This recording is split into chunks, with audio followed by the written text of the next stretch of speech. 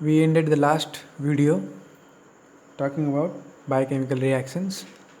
So in this video we shall discuss about the resistant classification. These two topics are quite short topics and nothing much to discuss. Then we have a major topic that about toxins, and we'll try to cover pathogenicity, which includes food poisoning and gas gangrene, but we'll try to cover only food poisoning in this video. So let's proceed. First, coming to resistance.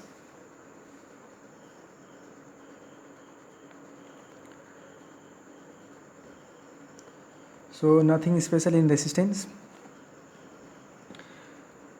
Spores are usually destroyed within 5 minutes by boiling, but those of food poisoning strains type A and certain type C strains resist boiling for about 1 to 3 hours. And autoclaving is the best method to destroy them. Autoclaving for 15 minutes at 121 degrees Celsius is the best method to destroy them. And so the spores can resist antiseptics and disinfectants, which are common in use. So can resist spores. Okay, spores, I forgot to mention spores earlier. Spores can resist disinfectants and antiseptics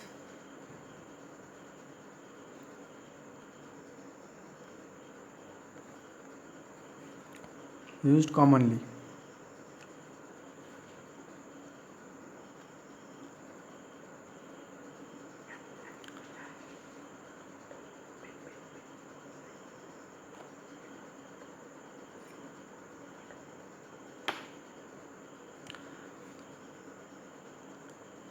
And they are killed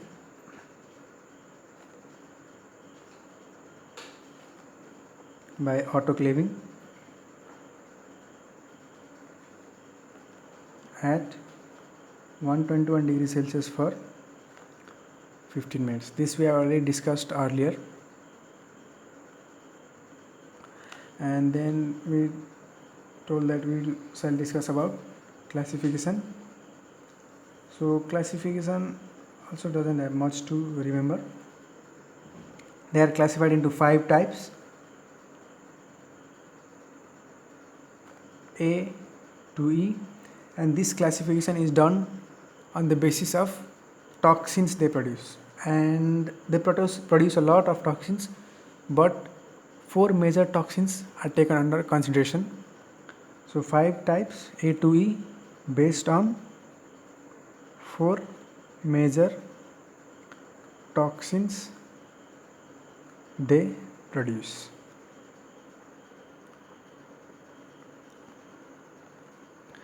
So let's divide the board so that later we can talk about food poisoning. We will not get congested of food poisoning, which is a topic about under pathogenicity.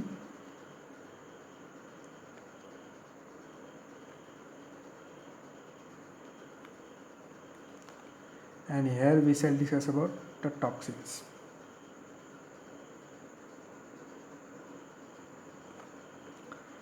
So talking about the toxins, they are prolific toxin producers, Clostridium perfringens, and produce about 12 distinct toxins. Among them, 4 of them are most important, are major. 4 of them major are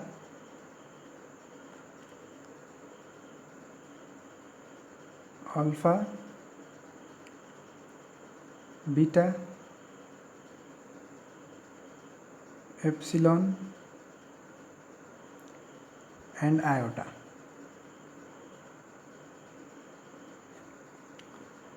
And the signs are alpha, beta, epsilon, and iota.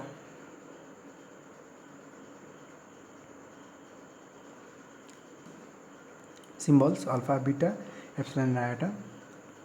Among them, alpha is the most important. Alpha toxin is the most important. Alpha toxin is the most important, and alpha toxin is lethal, dermonecrotic and hemolytic. So let's discuss about alpha toxin. Alpha toxin, most important, and this is lethal, dermonecrotic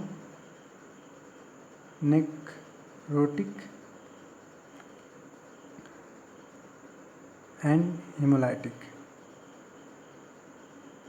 Okay. And then what is this alpha toxin? Actually, this alpha toxin is phospholipidase or lecithinase C. And what it does is it splits lecithin into phosphorylcholine and diglyceride in the presence of calcium and magnesium ions. And this reaction can be seen as opalescence in egg yolk or serum, human serum. Opalescence means the colonies are covered. They seems to be covered by something. We'll discuss about later. First, let's write what actually is alpha toxin. So it is phospholipidase. Alpha toxin is phospholipidase or lecithinase C. This is C, not the bracket. Here is the bracket. Okay, I'll make it a square bracket. So lecithinase C. And what this does is it converts lecithin into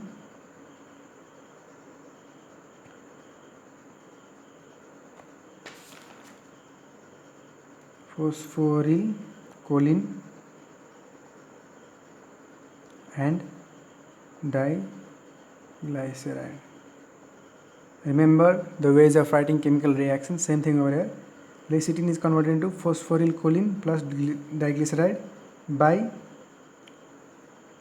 phospholipidase, lecithin or lecithinase C or alpha toxin in presence of what I told, calcium and magnesium ions. This is in presence of calcium and magnesium ion and double ion. This is for the valency, calcium and magnesium ions in presence of calcium and magnesium ions. Okay. And this particular reaction can be seen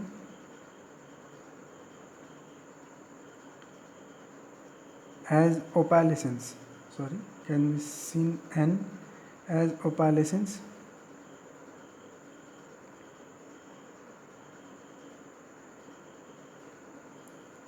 on egg yolk or serum. So when they are grown on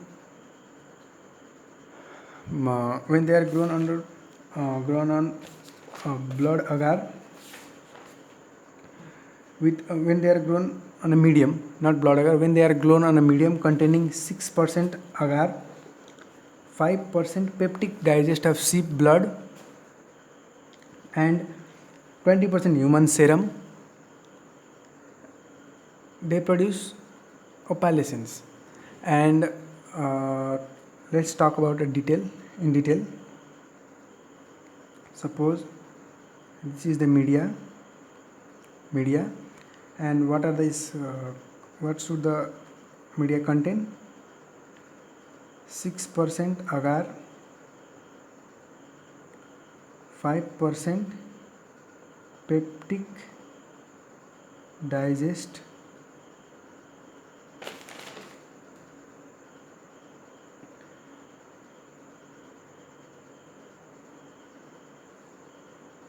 sheep blood plus 20% human serum.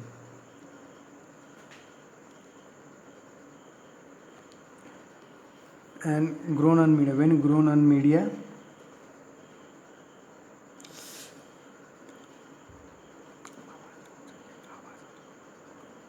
when grown on media containing 6% agar, okay, we'll do it, 6% agar, 5% peptic digest of sheep blood, and 20% human serum with, okay, we'll divide this medium into half, with antitoxin on half part, with antitoxin on half part and no antitoxin on the rest of the half. Then what we can see, the half with antitoxin will have no opalescence, but the half without antitoxin, the colonies will have opalescence. So if these are the colonies,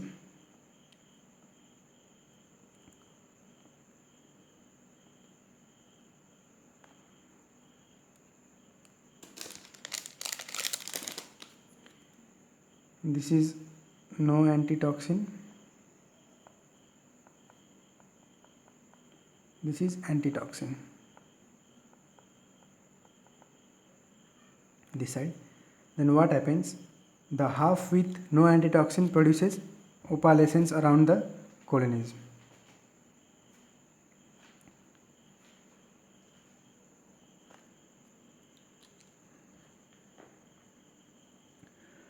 Around the colonies, and this specific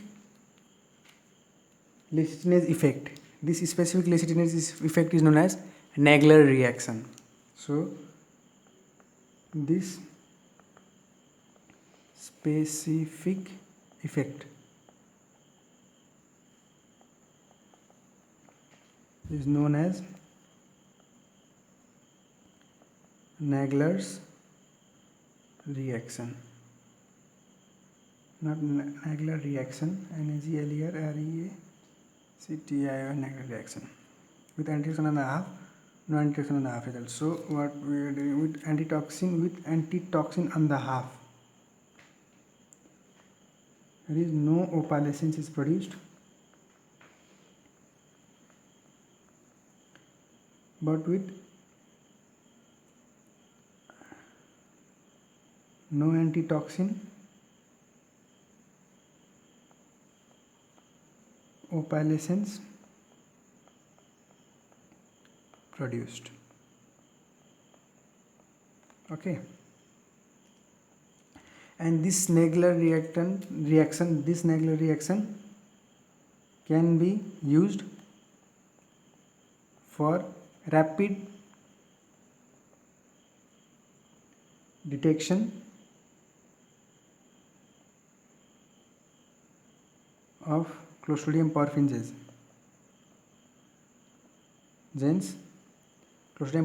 on clinical specimens. So this is the use of Nagler reaction, and we'll also have to discuss a little bit on laboratory diagnosis while for the identification of the Clostridium perfringens. So let's come to food poisoning. So under pathogenicity, as discussed earlier, it is the major cause of food poisoning and gas gangrene in humans. So under pathogenicity, the first topic is food poisoning, and food poisoning is due to enterotoxin, food poisoning is due to CPE, which is known as Clostridium perfringens enterotoxin.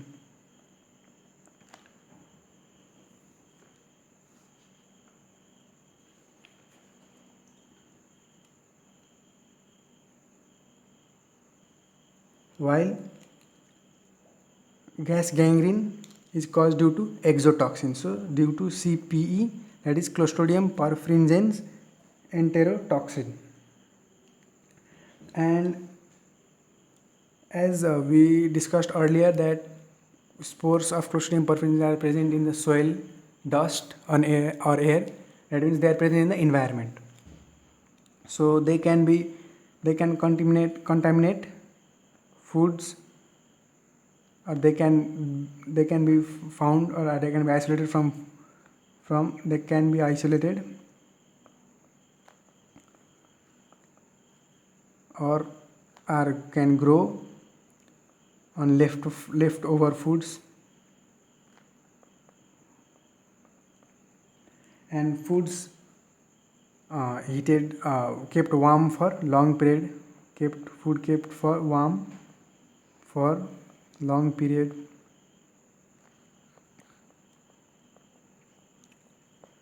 This type of food may contain, or may contain Clostridium perfringens, or give the favorable conditions for the growth of Clostridium perfringens. The bacteria colonizes the gut. Once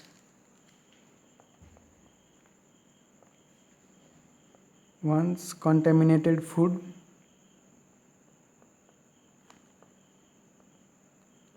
is taken, within 24 hours enterotoxin production starts.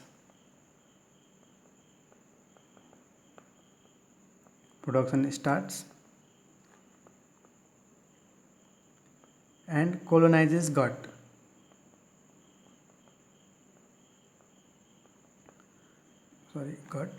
And what it does is that, about when there are two cells, there are tight junctions in between the cells. So this is actually attacking the tight junctions, attacks tight junctions,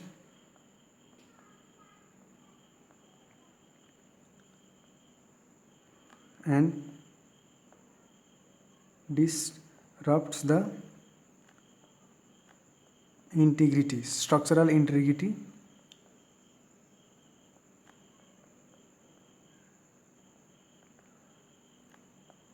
of intestine. Symptoms are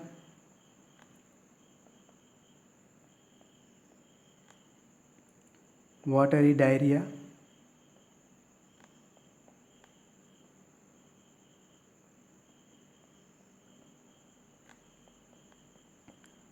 stomach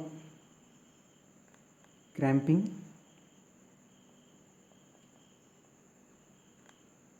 vomiting,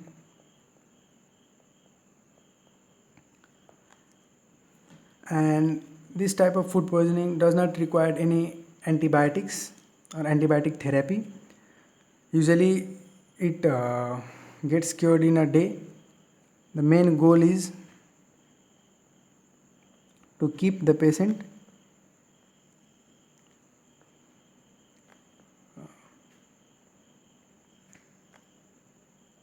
hydrated.